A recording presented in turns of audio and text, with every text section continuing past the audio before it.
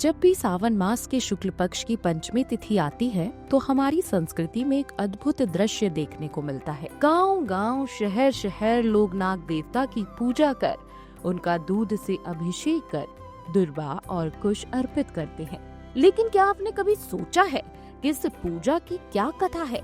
नाग पंचमी क्यों मनाई जाती है? क्यों हमारे पूर्वजों ने नागों को देवता का स्थान दिया? अगर नहीं तो आज मैं आपको एक ऐसी कथा सुनाने जा रही हूँ जिसमें वचन की मर्यादा, श्राप की तीव्रता और एक महान ऋषि पुत्र की करुणा का संगम है। ये कथा है नाग पंचमी की। बहुत प्राचीन समय की बात है।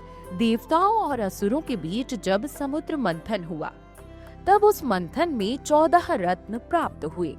उन्हीं में से एक रत्न था उच्चेह शवा नामक घोड़ा। यह घोड़ा कोई साधारण घोड़ा नहीं था।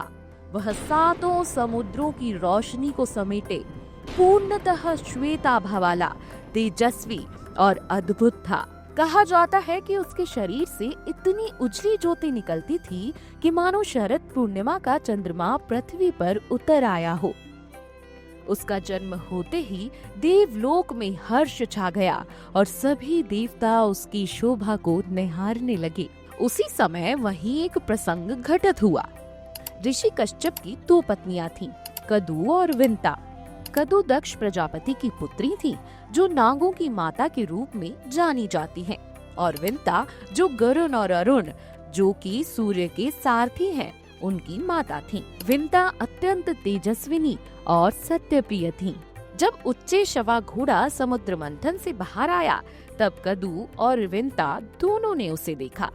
घोड़े का श्वेत रूप देखकर विंता बोली, देखो बहन, कितना दिव्य और पूर्ण श्वेत घोड़ा है।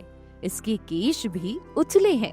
लेकिन कदु बोली, नहीं, इसके केश काले हैं। यह घोड़ा पूर्ण श्वेत नहीं है। विंता ने कहा, तुम्हें भ्रम है बहन, घोड़ा संपूर्ण रूप से श्वेत है। तब कदु ने विंता के सामने एक प्रस्ताव रखा।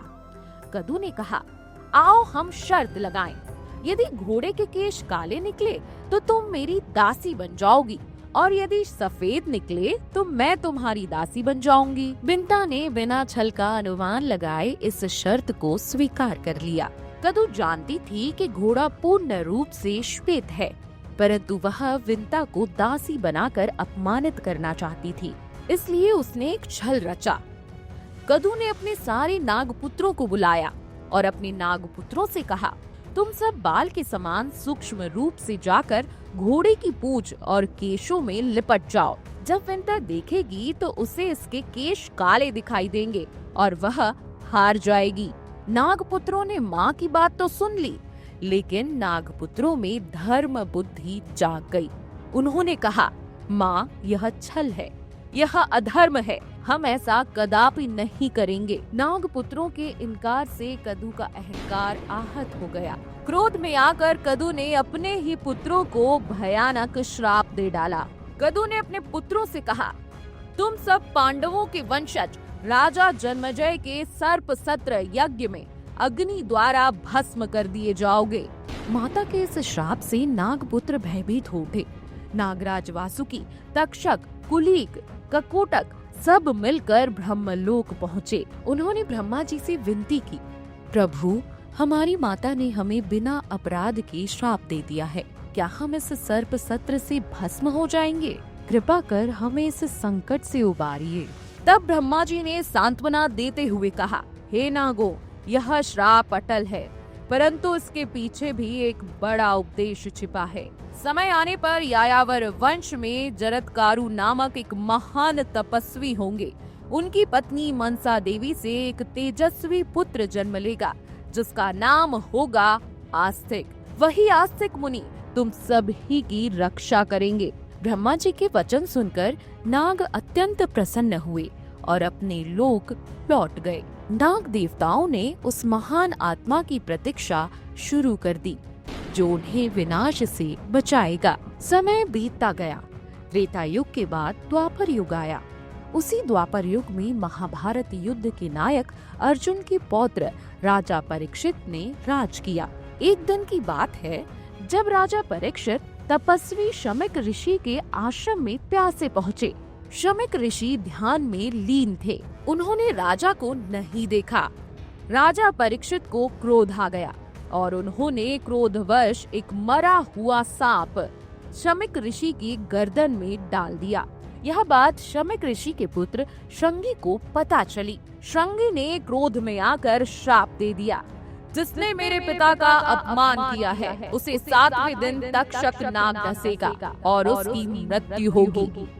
श्राप के अनुसार 7वें दिन तक्षक नाग ने राजा परीक्षित को डस लिया और उनका देहांत हो गया। पिता की असमय मृत्यु से राजा परीक्षित के पुत्र राजा जन्मेजय अत्यंत क्रोधित हुए।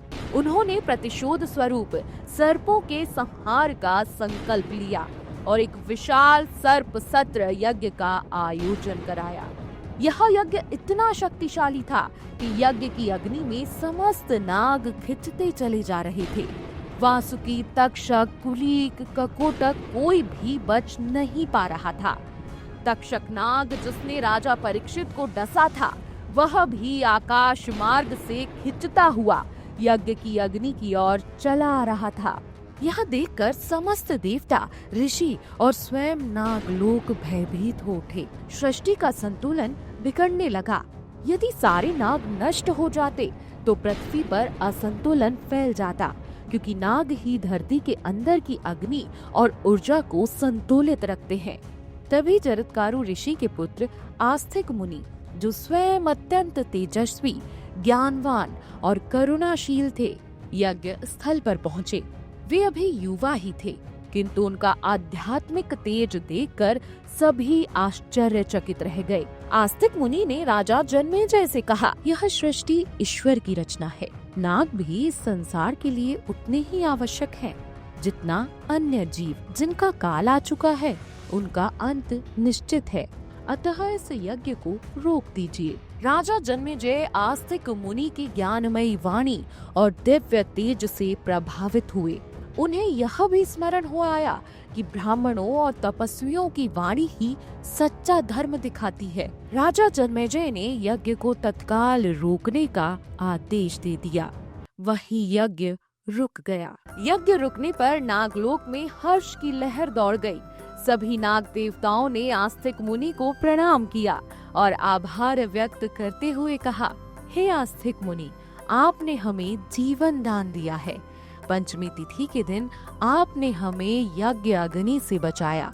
आपने हमारे जलते हुए शरीर पर दूध की धारा डालकर उसे शीतलता प्रदान की है। हम यह आशीर्वाद देते हैं कि इस दिन जो भी व्यक्ति हमें दूध, दुर्बा, कुश और जल अर्पित करेगा, उसकी कभी नागदंश से मृत्यु नहीं होगी।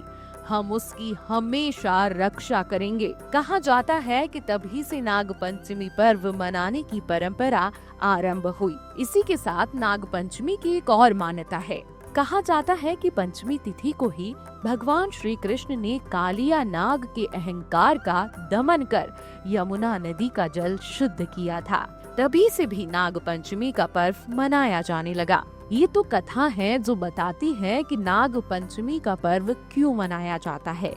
लेकिन नाग पंचमी केवल एक पर्व नहीं, बल्कि यह दिन करुणा, रक्षा और धर्म की विजय का प्रतीक है। यह हमें सिखाता है कि जब भी कोई संकट आए, सच्चा ज्ञान, तपस्या और धर्म ही उसका समाधान लाते हैं। आस्तिक मुनि की भांति हमें भी अपने जीवन में करुणा और सत्य का पालन करना चाहिए। तभी यह संसार संतुलित और सुंदर बना रहेगा। इस कथा को आप सभी नाग पंचमी पर जरूर सुने और नाग देवताओं से प्रार्थना करें, हे नागराज, हमें दीर्घायु, आरोग्य और सुख समृद्धि प्रदान करें, हमारी रक्षा करें। videodex.jivanjali.com। अगर आपको हमारा ये वीडियो पसंद आया हो तो हमारे चैनल जीवांजलि को सब्सक्राइब करें